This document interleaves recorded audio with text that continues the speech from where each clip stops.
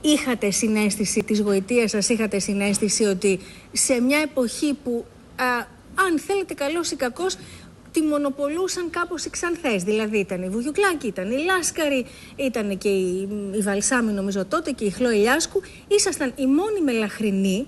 Εντάξει, ήταν και η Τζέννη Καρέζη, αλλά σε πιο δραματικούς ρόλους κυρίως.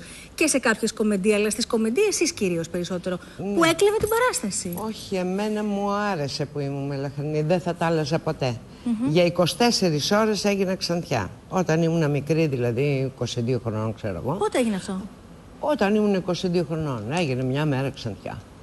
Ξέρεις τι κλάμα έκανα όταν γυρίσαμε τις θαλασσιές άντρες που ήθελε να μου κάνει τον κωμικό ρόλο. Και με έβαλε να φορέσω τα φορέματα αυτά, τα χοντρά, με πλακέ παπούτσια και με τέτοια. Του λέω, θες να με καταστρέψεις, να φτώσεις και να είναι η Λάσκαρη όμορφη, να με είναι πιο ψηλή από μένα. Ναι,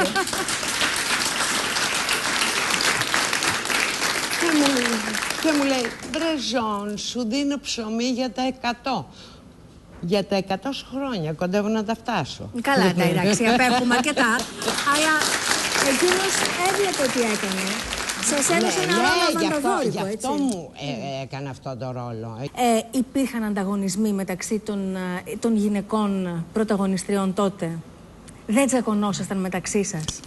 Δεν μπορώ να το πιστέψω, κύριε Καραγιάννη, όχι ότι αμφισβητώ το λόγο σας, αλλά ήσασταν τόσες γυναίκες μαζί, ας πούμε, ωραίες γυναίκες. Πώς δεν ζήλευε η μία την άλλη? Κάθε μία είχε τον τύπο της. Κάθε μία ήταν ωραία, γιατί είχαμε πολύ ωραία κορίτσια, ειδικά στα musical. Ναι. Πάρα πολύ ωραίες κοπέλες. Όχι, δεν το αισθάνθηκα αυτό το πράγμα ποτέ, αλλά δεν νομίζω ότι το αισθανθήκανε και οι άλλες. Δεν νιώσατε ζήλια προς το πρόσωπό σας? Ούτε τρικλοποδιά, ούτε... Όχι. Με αυτές που δούλευα εγώ δεν ένιωσα, όχι.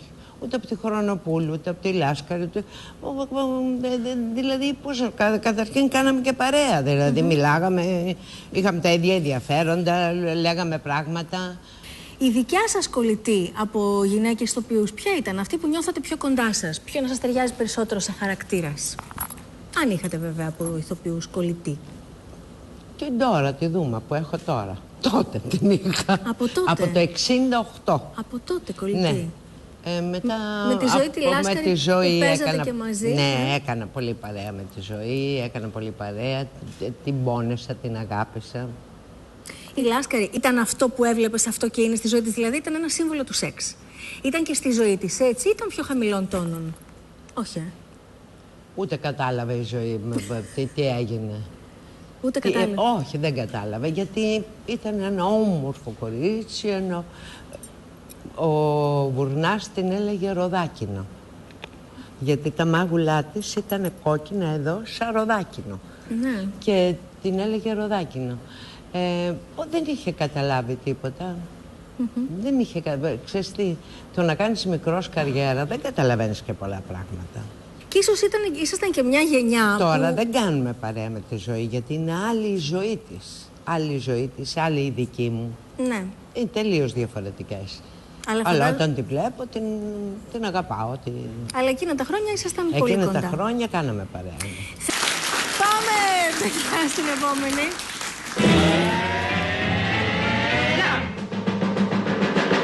Θα βουλιάξουμε στο χρήμα. Και όλες οι γυναίκες θα πέφτουν στα πόδια μας. Θα λιώνουν έτσι. Θύματα, γυναίκες, θύματα. Και κοίτα ρε έναν άντρα που θα πέσουν όλες οι γυναίκες στα πόδια του. Λοιπόν, το Κάτι να καίει, εκτός από τον Κώστα Βουτσάκη και τον Αλέκο Τζανετάκο, αριστερά από τη Μάρθα, ο Τόλης Βοσκόπουλος, έτσι, αν διακρίνατε, σε πολύ νεαρή ηλικία. Το 63. Το 63. Ο Τόλης τότε γρατζουνούσε, γιατί μείναμε στο Πλαταμόνα για να κάνουμε γυρίσματα και μείναμε και γρατζουνούσε με την κιθάρα τα πρώτα του βήματα. Με το μπουζούκι. Με το μπουζουκάκι. Τα πρώτα του βήματα. Το μεγάλο αυτό έρωτα του Τόλη Βοσκόπουλου με τη Ζωή Λάσκαρη, τον ζήσατε από κοντά? Τον έζησα. Τον ζήσατε. Μεγάλο πάθος. Ναι. Σας βλέπω λίγο διστακτική. Δεν το εγκρίνατε? Ναι, αλλά εντάξει, η Ζωή τώρα είναι αλλού. Είναι αλλού και δεν κάνει να λέμε για πράγματα. Και ο κύριος Βοσκόπουλος είναι αλλού, οπότε πάλι δεν κάνει να λέμε γενικώς. Πάμε για τις θαλασσιές της Χάνδρας τώρα, τις περίφημες και τις διάσημες. Ποιος είναι? Εγώ, Κωστάκη. Ποιος? Η Ελενίτσα. Αμά σε σκότωσα. Μαμά μου! Σε φάω.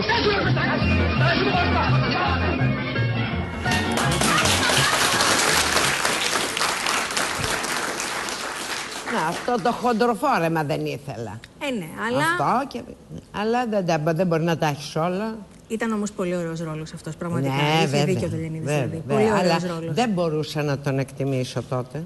Τώρα όμως, που το βλέπετε εκ των υστέρων, πόσο το εκτιμάτε? Και τότε όταν το είδα μ' άρεσε. Αλλά δεν μ' άρεσε που ήμουνα με τα χοντρά και με τα πλακέτα παπούτσια. Με περνάει η άλλη, είπα, είναι και ντυρέκο. Και να φοράει και το. Λογικό. Λογικό.